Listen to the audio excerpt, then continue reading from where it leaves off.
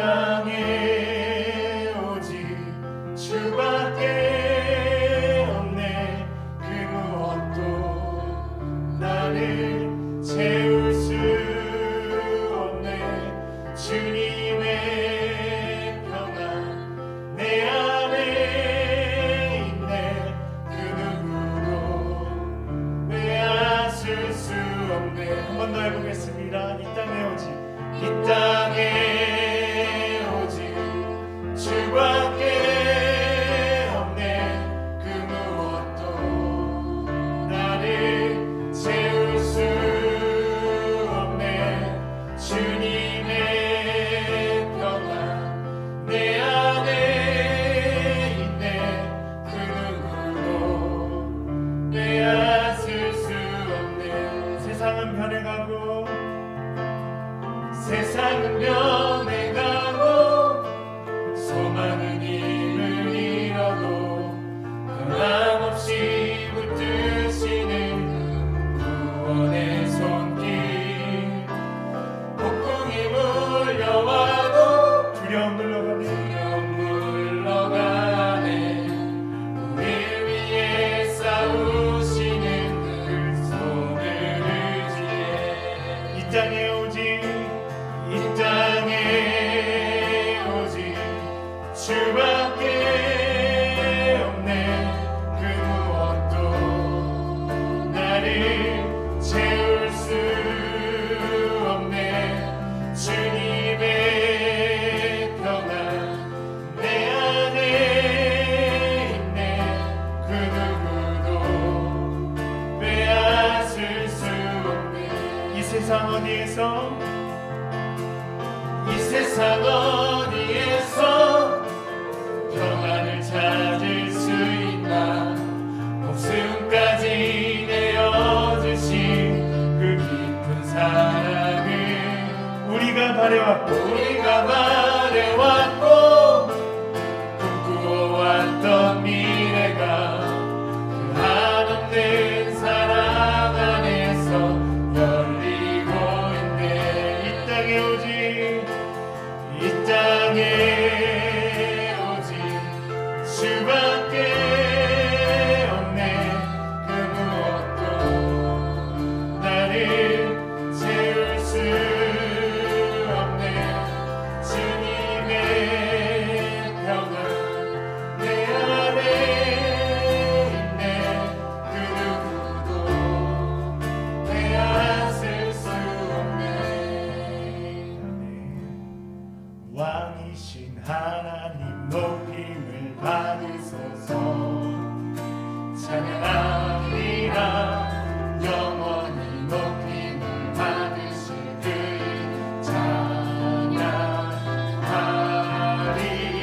찬양하리라.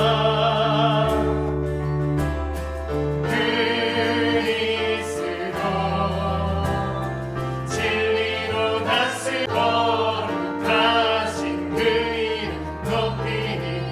한 번 더 찬양하겠습니다. 왕이신 하나님 높임을 받으소서. 찬양하리라. 영원히 높임을 받으실 그 찬양하리라.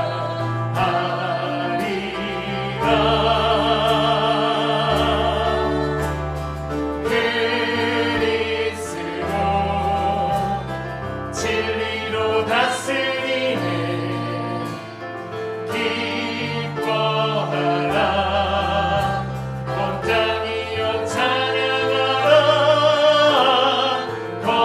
거룩하신 그 이름 높이리라. 그리스도 진리로 다스리네. 그리스도 진리로 다스리네. 기뻐하라. 온 땅이여 찬양하라. 거룩하신 그 이름 높이리라. 아멘.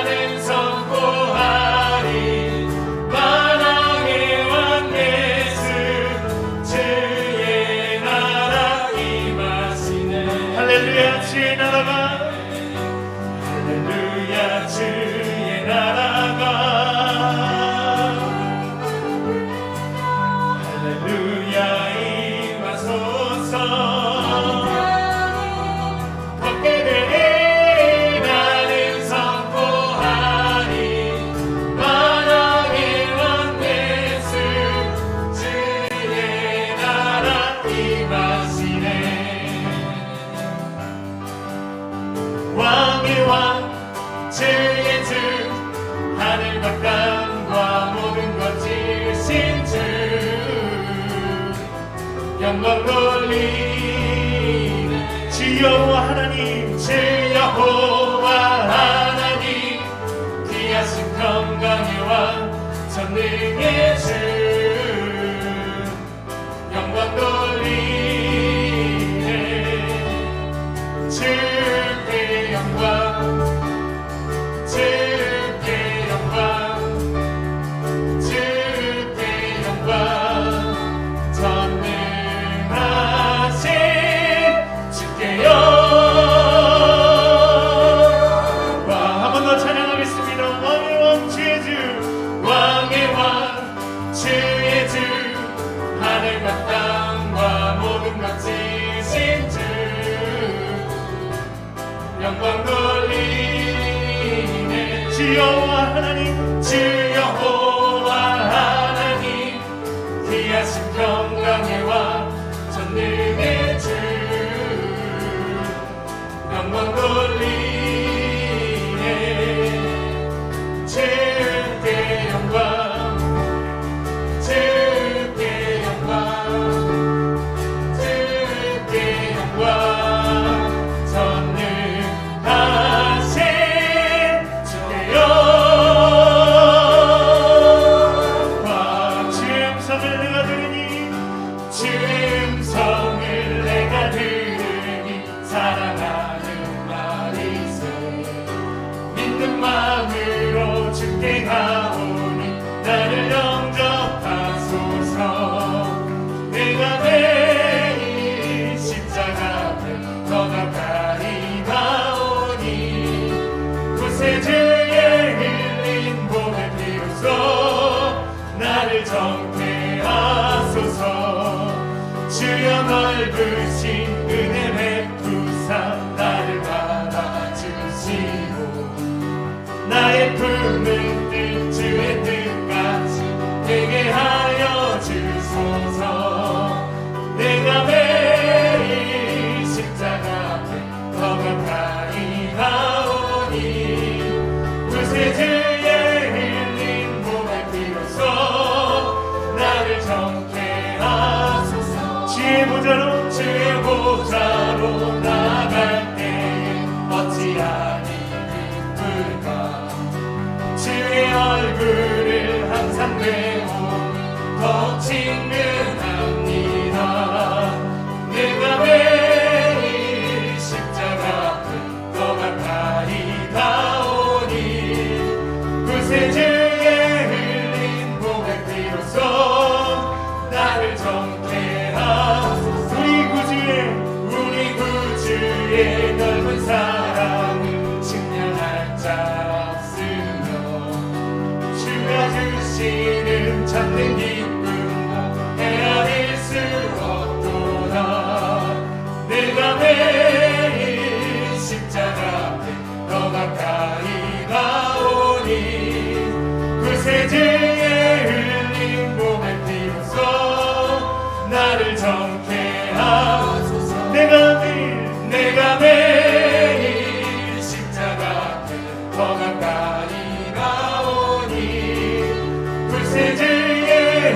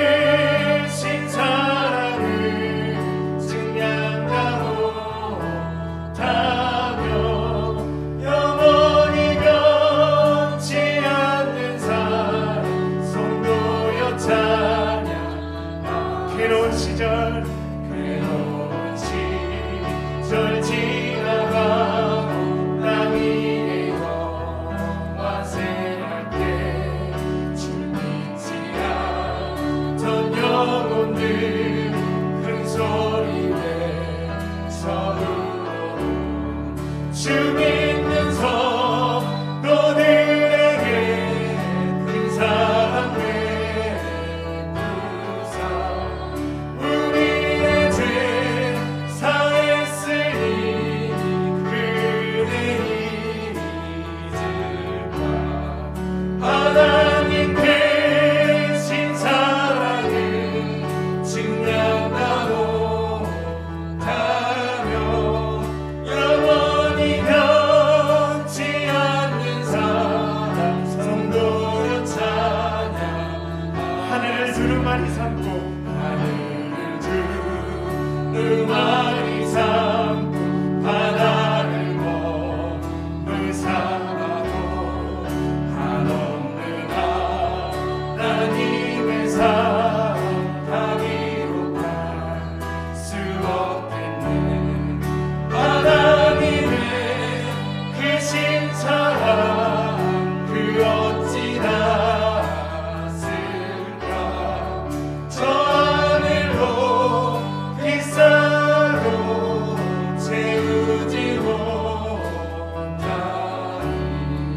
하나님 크신 사랑을 증명하고 다며 영원히 변치 않는 사랑 성도여 찬양하세. 우리 예배를 위해서 같이 기도하도록 하겠습니다.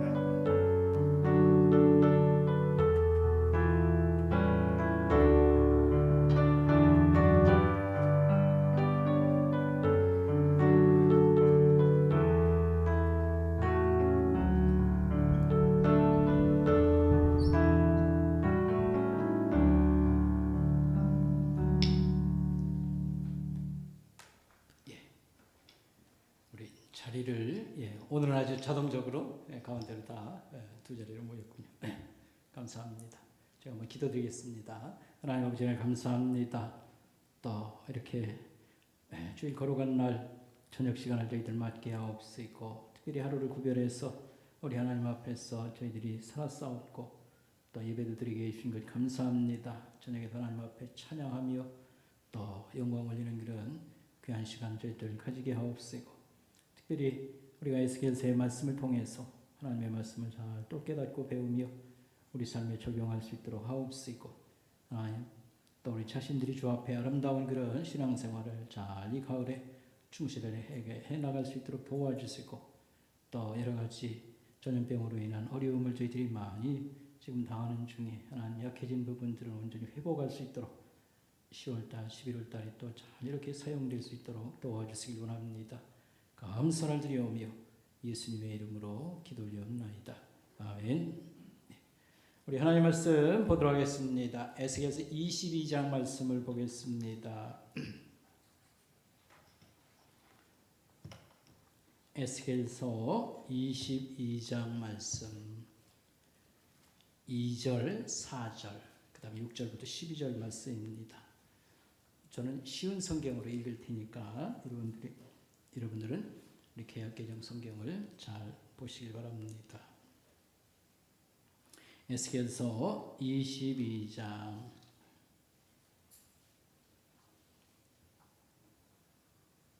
자, 저는 개역개정 여러분으로 보시고 저는 쉬운 성경으로 보겠습니다. 2절입니다. 사람아 내가 저 성을 심판하겠느냐 저 살인자들의 성을 심판하겠느냐 그렇다면 먼저 그들이 저지른 모든 혐오스러운 행위들을 일러주어라. 4절입니다. 너는 살인하여 죄를 짓고 우상을 만들어서 내 몸을 더럽히며 죄를 지었다. 그러므로 내 심판의 날이 가까이 왔고 너의 횟수가 다 찼다. 내가 여러 나라에게서 부끄러움을 당하게 될 것이다. 온 세상이 너를 경멸하고 조롱할 것이다. 6절부터의 말씀입니다. 내 안에 사는 이스라엘의 지도자들이 권력을 사용하여 사람들을 얼마나 많이 죽였는지 보아라. 성 안에서 그들은 아버지와 어머니를 멸시하고 외국인을 학대하며 고아와 과부를 함부로 대했다. 너는 내 거룩한 것들을 멸시했고 내 안식일을 더럽혔다. 성 안에는 남을 헐뜯고 죽이려는 자들이 있으며 산의 신당에서 우상들에게 바친 음식을 먹으며 음란한 짓을 저지르는 사람도 있다. 또 성 안에는 자기 아버지의 아내와 잠자리를 같이 하는 사람이 있으며 월경 중에 있는 여자와 잠자리를 같이 하는 사람도 있다. 또 이웃의 아내와 몹쓸 짓을 하는 사람도 있으며 며느리와 음란한 짓을 하고 누이와 잠자리를 같이 하는 사람도 있다. 돈을 받고 살인한 사람도 있으며 지나친 이자를 받는 사람도 있으며 이웃을 착취함으로 이익을 얻는 사람도 있으니 그들은 나를 잊어버린 것이다. 나 주 여호와의 말이다. 아멘. 예. 우리가 이제 에스겔서 말씀을 이제 14일까지인가요? 이번 주 오늘이 이제 11일 맞죠? 11일, 14일까지가 아마 에스겔서 우리가 말씀을 이제 읽고 묵상하고요. 계속은 못하고 에스겔서가 상당히 그 양이 아직도 남았으니까요. 그까지 하고 아마 신약 성경으로 우리가 15일 날부터 이제 가게 될 것입니다. 그래서 좀 아쉬운가요? 아쉽지는 않고 너무 지루했죠. 뭐 심판 얘기 나오고 제 얘기 나오고 한 얘기 또 나오는 것 같고 뭐 이렇게 잘 이해하지도 못할 그런 그래도 그 큐티 책이 설명을 해줘서 여러분이 좀 도움을 되지는 않았을까 생각을 합니다. 어쨌든 이제 에스겔서는 이제 이번 주 이제 수요일까지니까 제가 오늘 여기 22장 말씀을 일단 하고서요 이제 신약성경으로 우리가 가도록 하겠습니다. 그래서 그 에스겔서에는 이미 나라가 망했어요. 이스라엘이 남쪽 유다가 망하고 그 다음에 포로들 다 끌려가고 또 이 에스겔 선지자는 2차 포로 때 3차가 이제 마지막이지요. 미리 이제 또 잡혀와가지고 선지자 활동을 하고 이런 상황 속에서 하나님께서 이스라엘 백성들이 왜 망했는가 이런 걸 이제 알려주시는 겁니다. 그리고 하나님의 뜻은 이 끌려온 바벨론에 하나님의 때가 올 때까지 회개하고 뭐 이런 마음으로 그냥 외국살이 잘 하라, 잘 적응하라. 이게 이제 예레미야나 에스겔이 말해주고 있는 겁니다. 그러나 하나님께서 이렇게 그들의 죄를 얘기하고 여러 가지 심판에 대한 그런 그 말씀이 경고가 그 다음에 또 이루어지고 그러지만 또 끝에 보면 하나님께서 큰 그런 성전 얘기를 하면서 이스라엘이 회복이 좀 있을 거다 이런 예언을 이제 주고 있습니다. 그래서 이 나라가 다시 그 회복이 에스겔서의 끝이 아니고 에스겔서는 이걸 통해서 신약 시대와 그 다음에 종말까지 어떤 그런 걸 좀 이렇게 생각해 보도록 그런 소망을 주시는 말씀으로 끝난다 이렇게 말할 수 있겠습니다. 오늘 저녁에 우리가 생각한 22장의 말씀은 어떤 내용이냐면 하나님께서 이 나라가 뭐가 이렇게 문제가 많아서 하나님이 내동댕이 그들을 그야말로 망하게 하셨는가. 그 다음에 이들을 적어도 조상 때부터 하나님 믿었고 자기 백성이라고 했던 자들이 어떻게 이렇게 망해졌는가. 이 비참한 어떤 끝을 보게 되었는가. 이런 죄악에 대해서 9가지를 여기서 소개하고 있습니다. 그래서 9가지를 다 설명은 못하고 제가 같은 성격의 것이 있으므로 묶어서 7가지를 이렇게 소개할 때에 특별히 우리 현실에다가 우리나라의 상황은 지금 어쩐가 이런 걸 좀 우리가 적용해 가면서 특별히 우리가 나라를 위해서 기도한다 할 때 막막합니다. 뭐 남북관계 좋아지게 해주시고 경제 좋아지시고 맨날 좋게만 해달라고 할 것이 아닙니다. 우리의 지금 이 상황이 어떤지를 우리가 살펴보고 하나님 눈에는 참 어떻게 하나님께서는 생각하실까. 그래서 이런 구약 성경에 그 심판을 받을 수밖에 없는 그런 죄들을 나열하시고 상당히 어두운 면이 심화됐다라고 할 때 우리 사회에다가 한번 우리가 대조를 해보고 우리도 이 초저녁을 지나가지고 한밤중으로 진입하는 거 아닌가 이런 안타까운 마음을 가지고 기도할 때도 우리가 이 나를 위해서 기도할 때 여기 이 죄를 쭉 하나님 나열하시거든요. 그런 걸 가지고 우리가 적용하면서 또 기도하고 하는데 여러분이 사용했으면 좋겠다 이렇게 말씀을 드리겠습니다. 자, 오늘 제일 먼저 말씀드릴 것은 하나님께서 지도자의 죄악을 여기서 말씀을 하고 있습니다. 그래서 지도자들이 이기적인 목적으로 권력을 함부로 사용을 하도다. 권력층 비리라고 하지요. 그래서 이스라엘의 방백들 개혁개정에는 여러분 방백이 아니라 지도자라고 했던가요? 자, 고관들이라고 그랬지요. 자, 4절에 보니까 내가 피 흘린 죄로 말미암아 죄가 내게 있다 이렇게 하고요. 6절입니다. 이스라엘의 모든 고관들은 방백들 고관 쉽게 말하면 소위 장관급은 되는 이상의 사람들 뭐 권력층 뭐 이런 식으로 우리가 현대의 어떤 직급이라든지 또 지도자의 그런 격에다가 우리가 적용해서 생각하면 되겠습니다. 이 권력을 휘둘르면서 개인 사적인 그런 여러 가지를 누리고 근데 한쪽에서 이렇게 착취를 하고 뭐 이렇게 이득을 얻으면 피해를 보는 쪽이 있습니다. 피해를 보는 쪽이 어디냐면 약한 서민들, 어려운 사람들이 점점 살기가 어렵다. 이런 걸 점점 무게를 느끼는 것이지요. 그래서 하나님께서 이런 맥락에서 이 지도층, 권력층의 죄악에 대해서 굉장히 분노하시는 그런 것을 볼 수 있습니다. 이들은 백성을 좋은 길로도 안내하고 잘 먹고 살 수 있도록 여러 가지로 이렇게 조치를 할 수 있는 상당히 많은 권력이라는 것은 많은 힘을 가지고 있습니다.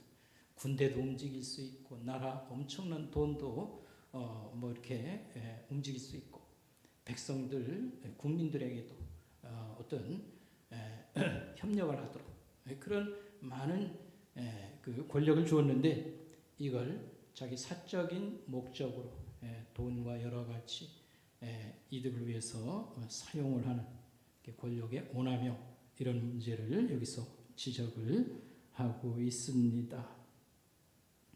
우리 현실에다가 한번 우리가 요즘 일어나고 있는 그 경제적인 여러 가지 문제라든지 또 고질병이라고 하는 이런 걸 한번 적용해서 좀 생각하면 좋겠습니다. 우리가 지금 부동산 투기라고 하는 거 이게 지금 이렇게 우리나라 이런 경제에 큰 그런 문제가 된다. 해가지고 뭐 꽁꽁 묶어놓는 그런 조치를 내리고 뭐 이런 걸 여러분 잘 알고 있습니다. 예를 들어서 조금 이렇게 여러분 설명을 한번 하도록 하겠습니다. 권력층이 어떻게 돈을 또는 권력을 좌우하는가라고 하는 그 이제 설명입니다. 여러분 그 서울에 우리가 잘 아는 그 동네들이 있습니다. 그래서 여의도라든지 강남이라든지 잠실이라든지 그런 땅은 원래 그게 뭐였냐면 유수지라고 해서요. 유수지라는 게 뭐냐면 여름 장마철이라든지 비가 많이 오면 물이 들어온다든지 거기 한강 그 뭘까요? 이렇게 물이 들어오는 뭐 색강이라고요. 조그만 강 비슷한 게 흐르고 그런 지역이었습니다. 그런데 그걸 막아가지고 그 이제 소위 말하는 대지를 조성을 해서 아파트를 거기다가 이제 지은 겁니다. 근데 유수지라고 하는 것은 국가가 그 원래 땅이거든요. 그러니까 정부에서 이런 정책을 피면 정부에서는 굉장히 많은 돈이 좀 생기고, 근데 이게 이제 나중에는 정치 자금이라고 해서 정권 유지라든지 여러 가지 하는데 그 돈들을 이렇게 쓰는 것이죠. 그리고 그때 그 건설 회사들은 이런 거 하나 맡으면은 그야말로 완전히 노대지를 캐는 겁니다. 그리고 이제 정부와의 어떤 뭐 유착이라도 조금 뭐 이런 것도 있을지 모르겠습니다. 어쨌든요, 권력 기관에서는 이래서 상당한 정치 자금을 가지고 선거 때라든지 움직이고 이렇게 했다고 지금 이렇게 이제 보는 것입니다. 그래서 그 당시에 이제 그 주변의 땅이라고 하는 것은 뭐 몇백 원, 몇천 원 정도밖에 하지 않는, 몇천 원 정도밖에 하지 않는 그런 땅들이 부지기수로 어느 정도까지 올라갔냐면 1,100까지 값이 올랐다고 했습니다. 그러니까 몇천 원짜리가 몇백만 원까지 나중에 이제 올라갔습니다. 그래서 복부인이라는 사람들이 그 당시에 행세를 하고요.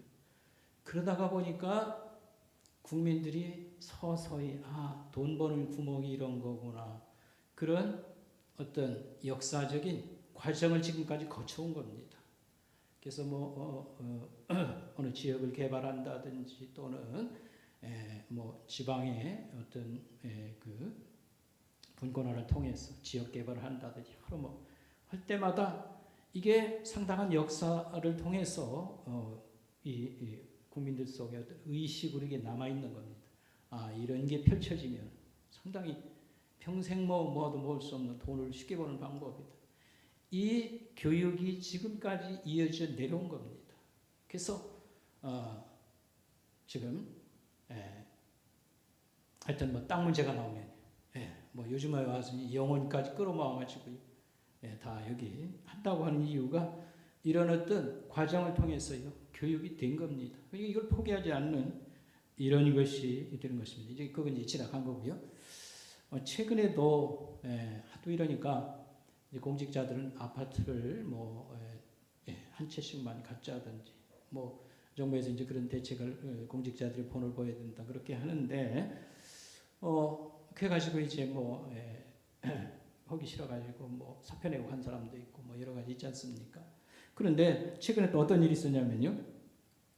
경제와 관계 있는 기관의 어떤 공직자가 이제 개인적으로는 아파트 두 채, 세 채 이렇게 갖는 걸 못하게 하니까 부동산 투자 회사라고 하는 회사의 대주주, 껍데기에서 봐서는 그 사람 이름으로는 뭐 집이 두 개나 세 개가 없지요.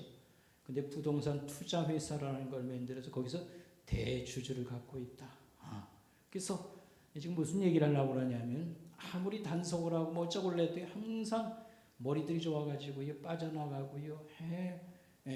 그런 것이 가능을 하다고 봐야 되는 겁니다. 그렇다고 하면 이런 부동산 투기의 수십 년간의 이런 걸 통해서 알게 모르게 돈 버는 방법은 이거다. 이걸 이제 국민들이 배워서 쉽게 이걸 끊지 못하는 겁니다. 그러면 이걸 해결할 수 있는 방법은 뭐가 될까? 여러 가지 이제 고민을 하고 합니다. 근데 이제 제가 생각하는 거, 저도 뭐 이렇게 듣고 배워서 조금씩, 내가 그렇다고 해서 여러분 오해하지 말기 바랍니다. 그런 거 맨날 연구하는 사람은 아니에요. 세상 돌아가는 걸 파악하기 위해서 들으면서 저기 한 것이지요.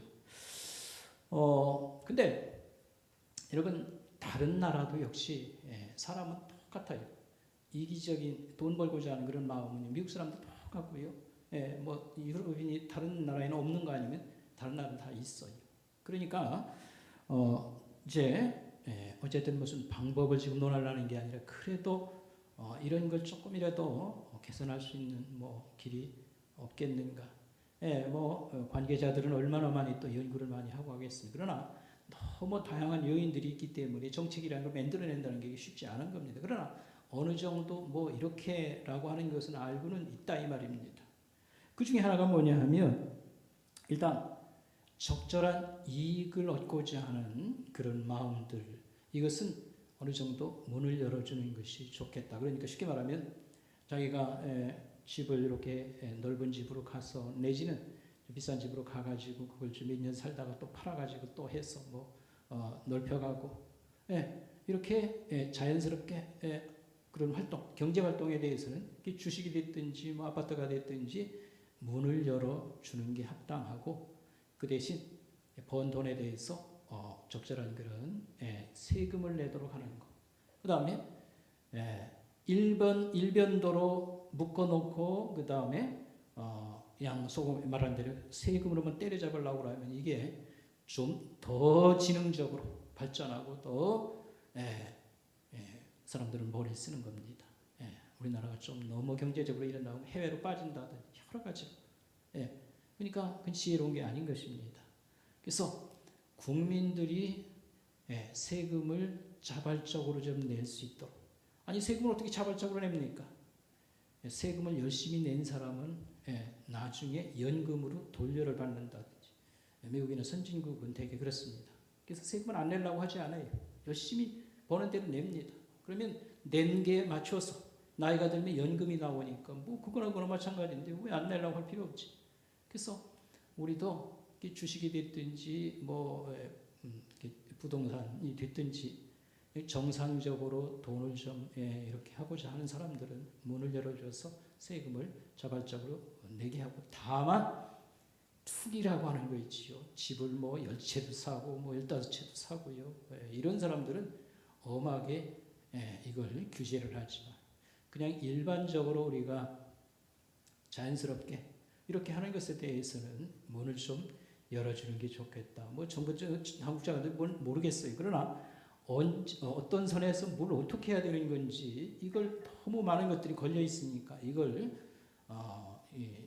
대책을 내놓는다는 게 쉽지 않다. 이제 그렇게 보는 것입니다. 그리고 이 집 문제를 해결하기 위해서는 우리 서민들이 가진 거 없이 애들 가르치고 또 뭐 장사하느라고요 있는 돈 다 쓸어 모으고 이런 사람들이 쉽게 이렇게 거처 문제가 또 막 결혼한 사람들 이런 사람을 위해서 국가가 나서서 소위 임대주택이라고 하는 거 그걸 좀 다양하게 좀 규모가 작은 것에서부터 큰 것까지 또 그 다음에 저렴하면서도 오랫동안 살 수 있는 또 소위 말하는 대로 조건이 이렇게 잘 구비된 이런 집들을 많이 이렇게 해서 이 주택 문제를 하고 또 이제 정부 당국에서는 단기간 내에 뭘 해결해 보려고 하면 답이 없다고 하는 겁니다.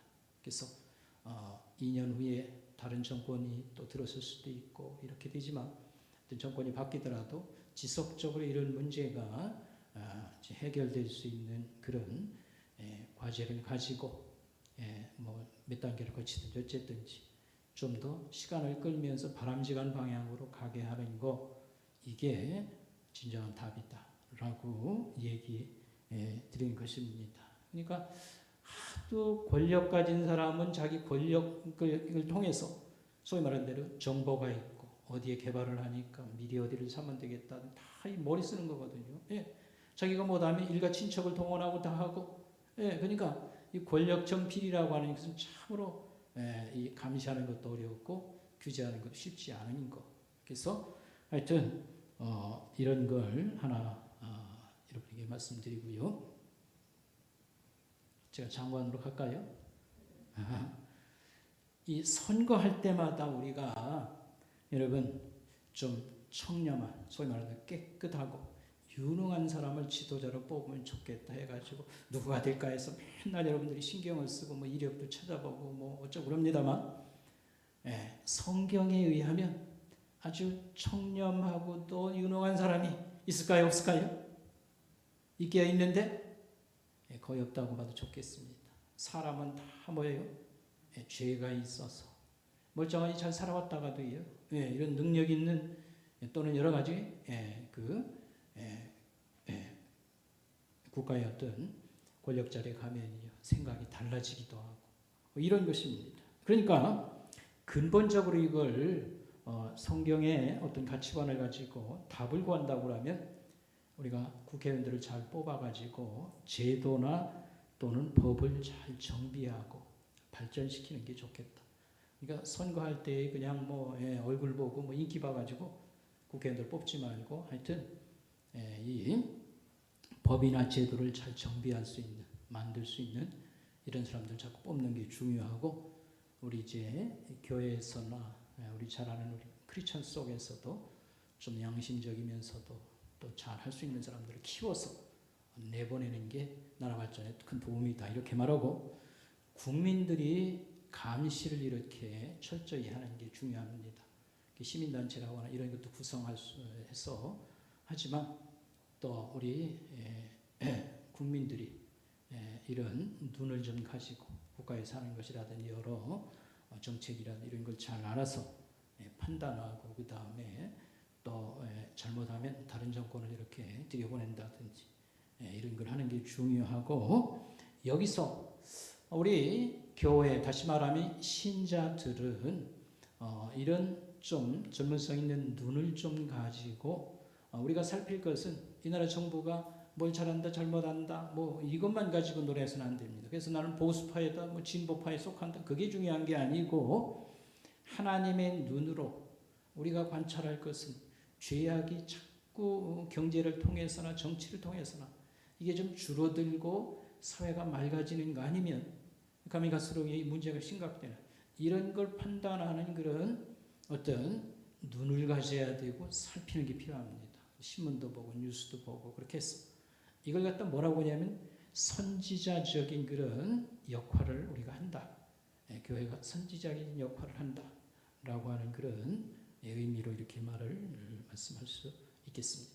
그래서 첫 번째 하나님께서 지적하는 것은 지도자들이 막강한 힘을 가지고 사적인 이익을 위해서 이런 걸 함부로 이렇게 계속 활용하며 특별히 윗물이 맑아야 아랫물도 맑아지는 것이지 윗물이 더러워지면 쉽게 말하면 최고 권력자들부터 시작해서 꼭대기에서 서로 사적인 이익을 챙기면 이제 사람이 얼마나 그 밑에서 그거 잘 목격을 합니까? 자기는 그 밑에서 또 다른 기회를 이용해서 또 다른 규모를 가지고 계속 권력이라고 하는 것은 그렇게 썩어서 전체를 이렇게 망가뜨릴 수가 있는 것입니다. 그래서 하나님께서는 특별히 권력자들의 이 사적 이익을 위한 그런 권력 오남용 이것은 결국에 가서는 누구에게 피해를 입히냐면 누굴까요? 힘없는 백성들, 서민들이 그야말로 살면 살수록 이거 힘들어서 못 살겠다. 어떻게 이렇게 하겠냐? 이런 걸 너무도 잘 아시기 때문에 하나님께서는 첫 번째로 누구의 죄를 지적하셨을까요? 지도자들의 죄를 지적하셨습니다. 두 번째로는요. 오늘 여기 7절에 보면 부모를 무시하는 자식들, 부모를 멸시하는 자식들 그렇게 말씀하고 있습니다. 여러분 잘 한번 보시기 바랍니다. 7절 말씀 보시기 바랍니다. 그들이 두 번째로 내 가운데에서 여기서 이제 너라고 하는 것은 유다 그 이제 성읍을 얘기하는 거지요. 예루살렘, 유다 그러나 전체 이스라엘 백성들 유다를 지금 놓고 하는 얘기죠. 너의 가운데에서 누구를 업신여긴다? 부모를 업신여기는 죄를 너희가 범하고 살고 있다. 이런 말씀을 하고 있습니다. 다시 말하면 우리의 어떤 권위자인 부모님을 박대하는 이런 것, 무시하는 이런 것들 이것이 하나님 앞에 큰 죄로 지금 삼고 있습니다. 여기서 그 유교 같은 경우에서는 윤리 도덕의 어떤 출발 내지는 기준을 어디다 잡냐면 부모에다가 둡니다. 그래서 부모를 잘 공경하고 수신제가 그 다음에 나라를 나가서 섬기도록 이렇게 하는 것이죠. 그래서 부모 그 다음에 임금 그 다음에 또는 어른 그래서 부모가 윤리생활의 어떤 기준점이 되는 것입니다. 그러나 우리 오늘 성경 본문에서 하나님 말씀하는 것은 부모를 잘 이렇게 섬겨야 된다고 성경에 계속 강조하는 것은 인륜입니다. 사람이면 이게 뭐 동서양을 가릴 것 없이 뭐 유교라고 해서 거기서부터 나온 게 아니라 이건 당연한 겁니다. 특별히 성경은 하나님의 어떤 권위를 이 땅에 보여주는 대리자가 있다고 하면 누구라고 말할까요? 부모라고 보는 것입니다. 왜 그런가 하면 여러분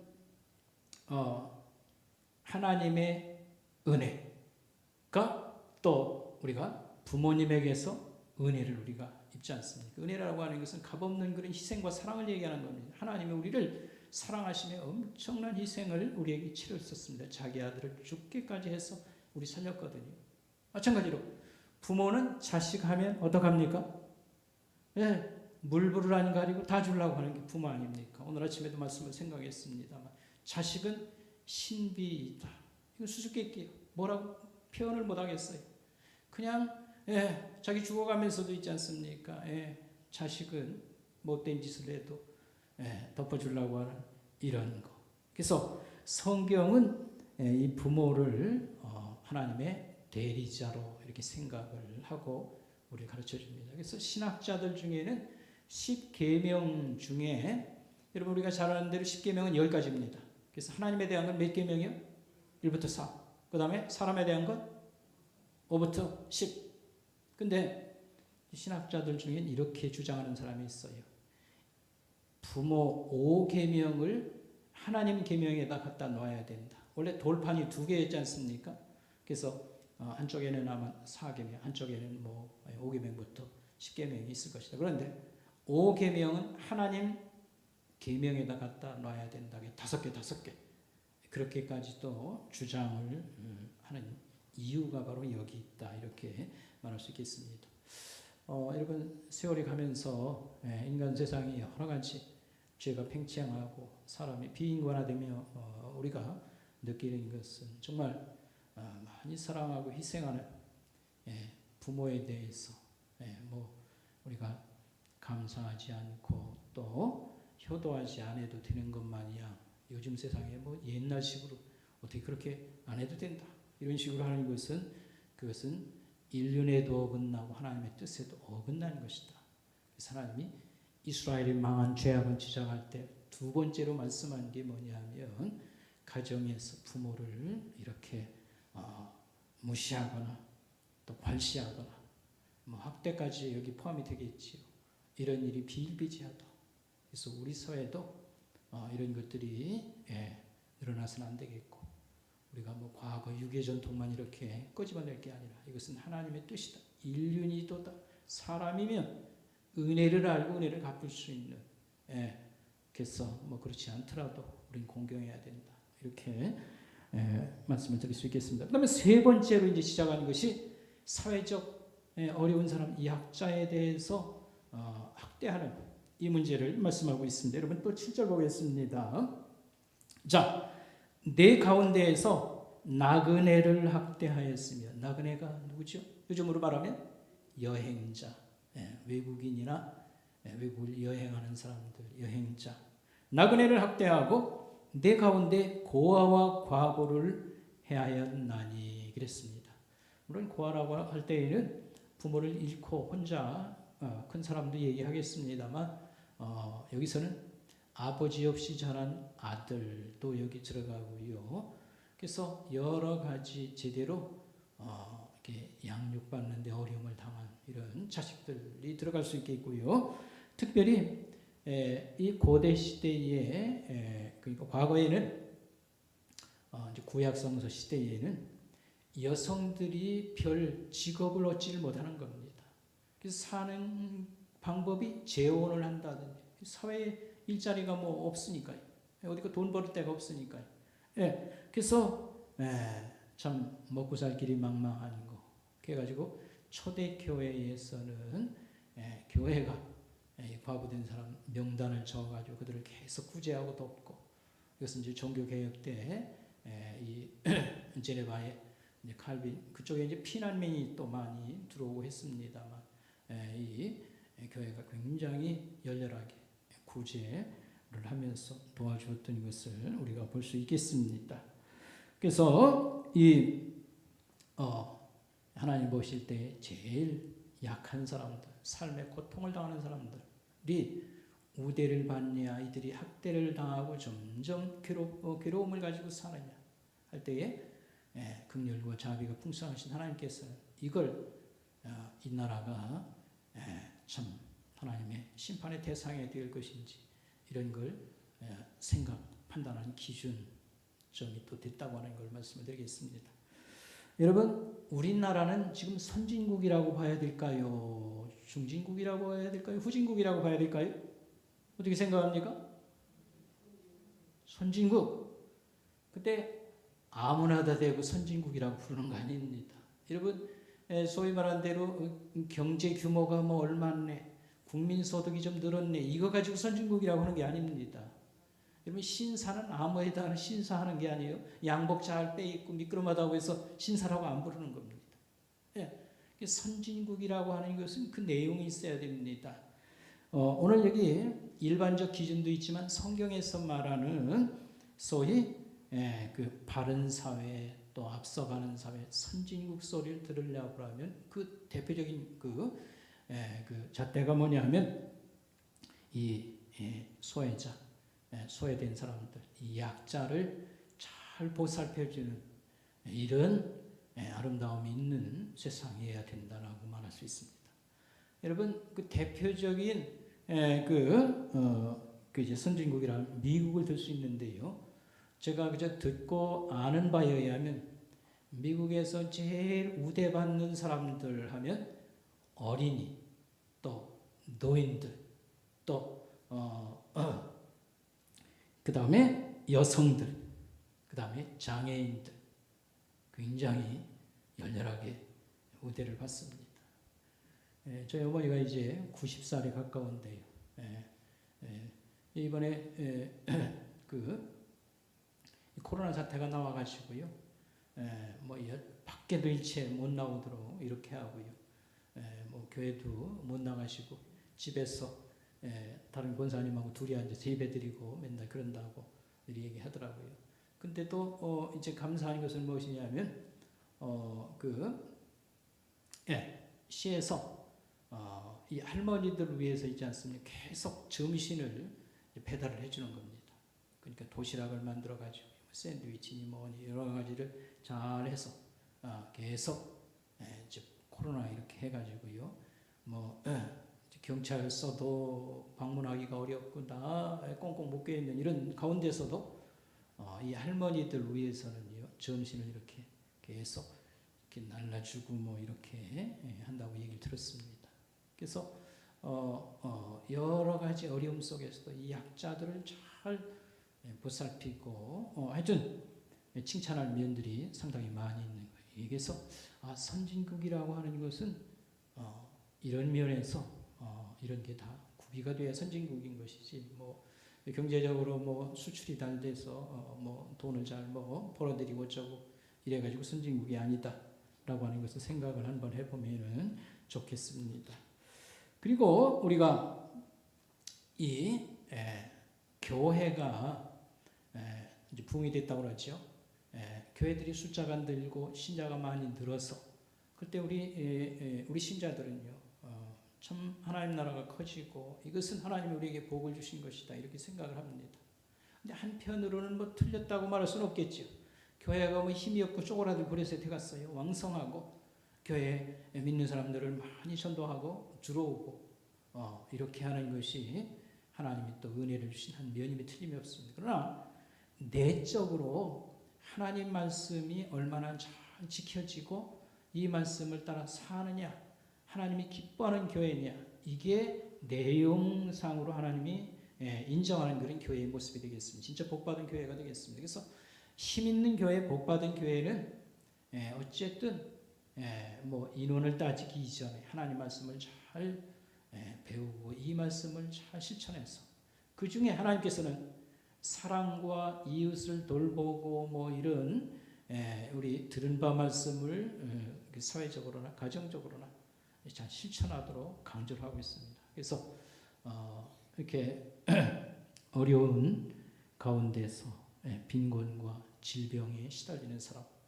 또 여러 가지 한숨과 근심을 내세우면서 얼마라도 살아가는 사람들이 우리 주변에 계속 생길 때에 교회가 이런 사람들을 잘 보살피고 돌보고 필요한 것을 얻을 때는 또 공급도 하고 이렇게 할 때에 이게 축복받은 교회의 모습 이렇게 우리가 생각을 해야 되겠습니다. 사실은 이 코로나 사태 같은 때에는 교회가 해야 할 어떤 역할도 상당히 사실 있는 겁니다.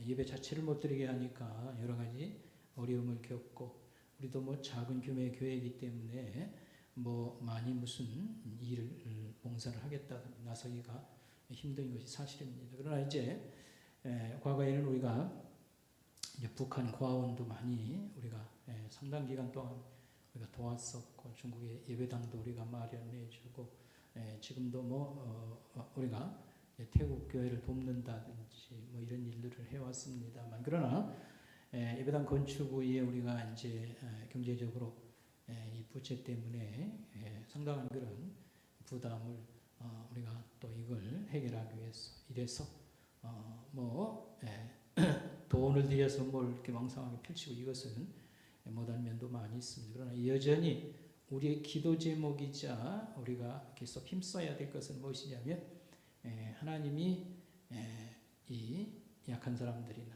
또 이웃에 대한 그런 섬김이나 약자에 대한 이런 보살핌, 이런 것을 우리에게 말씀으로 들려줄 때 우리가 할 수 있는 부분을 찾아서 뭐 작은 것부터 하면 됩니다. 뭐 큰 걸 생각하기 전에. 그래서 우리 이제 중직자나 여기 장로님도 있고 또 권사님도 있고 그럴 때에 우리가 기도 제목을 가지고 애를 쓰면 우리 성도들이 또 손발이 잘 맞아서 이런 잘 이렇게 나갈 수 있으리라 생각합니다. 그 다음에 네 번째로는 뭐냐 하면, 속된 것과 그러니까 거룩한 것과 속된 것을 구별하지 않는 것, 또 영적인 것과 속된 것을 구별하지 않는 이 문제를 하나님께서 지적을 하셨습니다.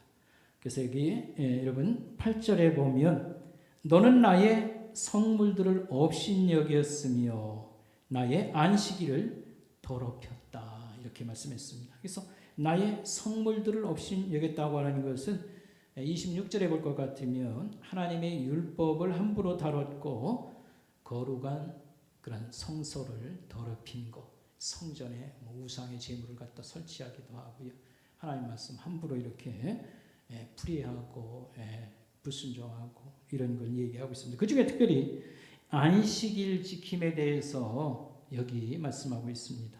우리로 말하면 주일을 구별되이 하나님 앞에서 잘 우리가 살자라고 하는 이런 것이 우리가 생각해야 될 그런 부분이 되겠습니다. 주일을 거룩하게 우리가 구별해서 지키자라고 하는 것, 요즘은 사실은 좀 약해진 면이 많이 있죠. 예배드리는 일은 자체가 문제가 되고요. 그 다음에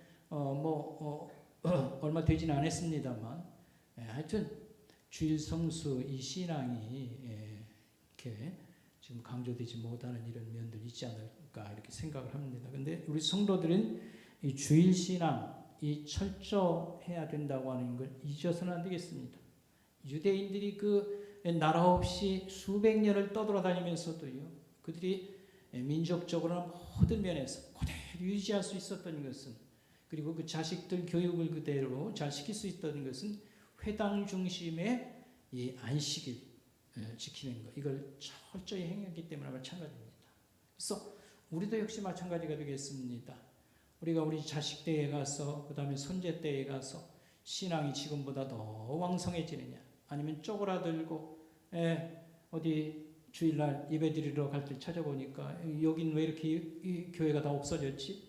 이런 게 오지 아니하려고 하면 그 중에 가장 중요한 것이 뭐냐면 주일 신앙을 우리가 철저히 지키는 것입니다. 그래서 주일날은 하나님을 예배하는 날로 잘 사용하고, 그 다음에 우리가 육신적으로 좀 취하는 그런 시간도 갖고, 우리 신자들 또 그간에 만나지 못했으면 주일날 만나 교제하고, 또 자기의 신앙이 유익이 되도록 경건서적도 있고, 하여튼 성경 말씀도 우리가 또 이렇게 배우기도 하고, 그렇게 하고, 저녁 예배는 주일을 거룩하게 지킨다고 할 때에 이 저녁 예배의 의미는 하루 주일날을 하나님 앞에서 또 예배하면서 마무리한다, 이런 의미가 있습니다.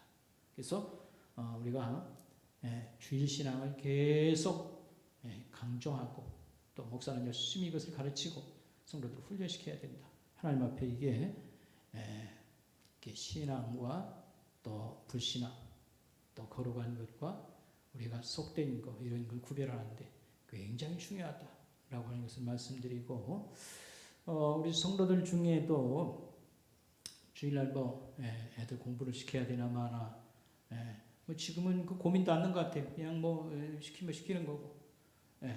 근데 주일날은 일체 공부를 하지 말아야 된다. 그거는 아닙니다. 숙제가 있으면 해가지고 가야 되겠지. 그러나 되도록이면 미리 좀 이렇게 하도록 하고 주일날은 좀 구별되이 산다고 하는 그런 정신을 최대한 많이 우리가 발휘하는 것이 하나님 앞에 아름다운 것이라 이렇게 말씀을 드리도록 하겠습니다. 그 다음에 5번째는 뭐냐면 여기 7절에 나오는 말씀입니다. 다시 보겠습니다. 9절에 있는 말씀입니다. 내 가운데에 피를 흘리려고 이간을 붙이는 자도 있으며 그랬습니다. 이것은 소위 말하는 테러 문제입니다. 그래서 암살과 또 피를 흘리는 일을 위해서 돈을 받고 거래를 하고 이걸 얘기하는 건데 소위 말하는 대로 이제 테러 문제입니다. 그래서 이제 마약 조직이 아주 굉장히 이렇게 득세를 해가지고요 사회를 어지럽히는 그런 나라들이 상당히 있습니다. 주로 이제 중남미하고 그 다음에 멕시코 같은 나라입니다. 그래서 경찰이 어느 동네를 이렇게 경찰서가 없어졌어요. 이 테러 조직이 얼마나 활개를 치는지. 그래서 그 마약이 다 어디로 가느냐 하면 이제 멕시코를 거쳐서 미국으로 이제 들어가는 거지요. 그래서 아주 살벌하게 짝이 없고요. 다 또 총을 이렇게 소지가 허락이 돼가지고요. 껌껌 뜯으면 때로 몰려 나와서 뻥뻥대고 그러니 경찰관이 행세를 못하는 겁니다. 떼거지로 다니면서 테러를 가하고 이렇게 하니까요. 이제 그런가 하면 동남아에서는 필리핀 같은 나라입니다.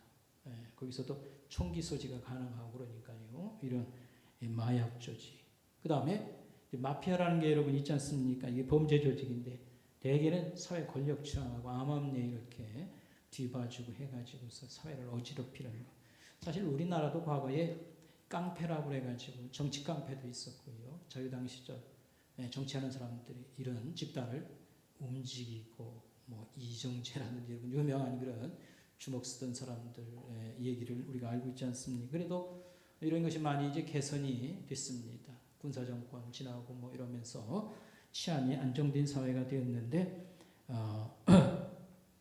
청부살인 같은 거 이런 것들이 그 당시 이스라엘 사회에 적지 않게 많이 횡행했다라고 하는 것을 볼 수 있습니다. 6번째로 하나님이 지적하는 것은 무엇이냐면 10절 11절에 나오는 건데 너무 입에 올리기도 부끄러운 소위 성적 타락인데 소위 무제한 섹스라고 할까요?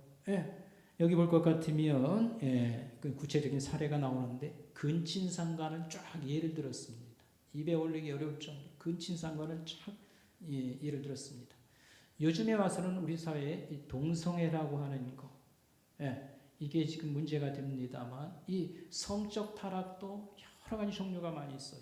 그 성범죄들 입에 올리기 어려울 정도로 아니 뭐가 그렇게 가질 수가 많습니까?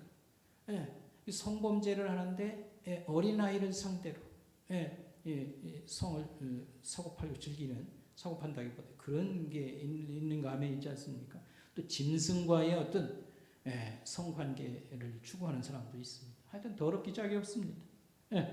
그래서 인간 세상이 더러워지고 망하려고 하면 있지 않습니까? 하나님이 주신 참 좋은 이 선물인데 결혼해가지고 잘 이렇게 활용하면 너무 좋은 건데 이걸 인간이 무한정 성적 욕망 충고인데 다음 주일날 이런 소재로 말씀을 전하겠습니다.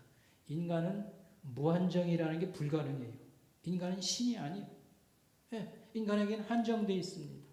젊었을 때 왕성하던 게 나이 30 넘으면 육체 힘도 줄어들기 시작하는 겁니다. 여기 맞게 욕망도 잘 관리하면요 두고두고 늙을 때까지라도 건강도 유지하고 결혼 생활도 유지할 수 있는 것이지만 인간이 어리석게도요 신이 아닌데 무한정으로 성적에 하다가 보면 있지 않습니까? 병들고 결국은 다 망가지고 다 잊어버리고 그런데 인간이 어리석어져 가지고요 이 성적 욕망을 한없이 추구하니까 짐승처럼 되어버리고, 그래서 입에 올리기 어려운 일은 망하는 거예요. 뭐 가정이 망하는 거고요, 개인 인생 망하고요, 나라가 이런 바람이 불면 다 같이 망하는 그런 죄라고 말할 수 있겠습니다. 그 다음에 마지막 7번째로는 일확천금이라고 하는 것입니다. 돈을 버는데요, 이게 정상적이 아닌 비정상적인 겁니다. 그래서 두 가지 예를 들었어요. 영세민을 상대로 해서 고금리 대출이라고 하는 겁니다. 그래서 뭐 이자를 받는 게 뭐 일정한 뭐 은행에서 이렇게 받는 게 있지 않습니까? 그게 아니고, 만 원 빌려주고 뭐 1년 지나면요, 뭐 10만 원 이자를 다 내라는 식으로요. 이런 이 고금리 대출이라고 하는 거, 요즘 말입니다. 그런데 별이라고 하는 이게 이스라엘 사회에 판을 쳤고, 또 한 가지는 가난한 자의 노동력을 착취하는 건 쉽게 말하면 저임금이라고 하는 겁니다. 그래서 우리 사회도 이 문제를 이게 해결이 돼야 되는 건데, 그래서 그 저임금 이 문제, 이것도 꺼내놓으면 좀 우리가 여러 가지 생각을 많이 할 것인데, 이제 정규직과 비정규직이라고 하는 건데, 일단 노동조합이 왕성하다 보니까 해고를 못 시키니까 자꾸 이제 비정규직이라는 것을 이렇게 회사에서는 쓰려고 하죠. 그러니까 이 문제를 잘 해결하지 못하면 우리가 계속 경제적인 그런 짐을 지금 안고 가고 있습니다. 하여튼 노동자의 권리를 보호하기 위해서 노동조합이 필요하지만 너무 세면 있지 않습니까? 회사에서는 어떻게 하냐면 비정규직이라고 저임금을 계속 쓰게 되는 겁니다. 그래서 취직할 사람이 괜찮은 직업으로 이렇게 진출을 못하고요. 이 지금 악순환에 이렇게 있거든요. 근데 이 문제도 하여튼 욕심을 좀 내려놓고 합리적으로 나가야 됩니다. 아직은 뭐 그런 기미가 보이지 않고 있습니다. 참 안타까운 이런 문제가 되겠습니다. 일단 말씀을 정리하도록 하겠습니다.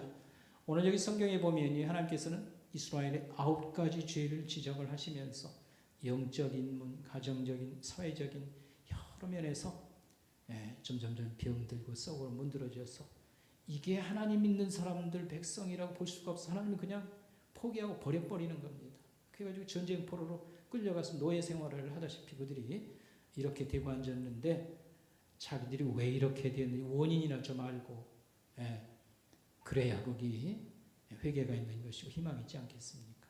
우리가 한 가지 생각할 것은 우리 역시 이런 죄 문제나 우리 사회에 이 병드는 것에 대해서 나하고 관계없는 것처럼 그렇게 생각하면 안 됩니다. 나만 잘 믿으면 되지 이런 식으로 우리가 생각하면 안 되고, 우리가 함께 망하지 않는 방법은 어쨌든 하나님 앞에 깨어있고 경건하게 사는 우리 자신들, 교회가 살아있어야 되고, 또 우리 사회에 이와 같은 것들이 좀 개선되도록 우리가 기도도 하고 사람도 키워내야 되고, 그다음에 선거도 잘 치르고 또 여러 가지를 이렇게 해야 될 부분이 있겠습니다. 기도하겠습니다.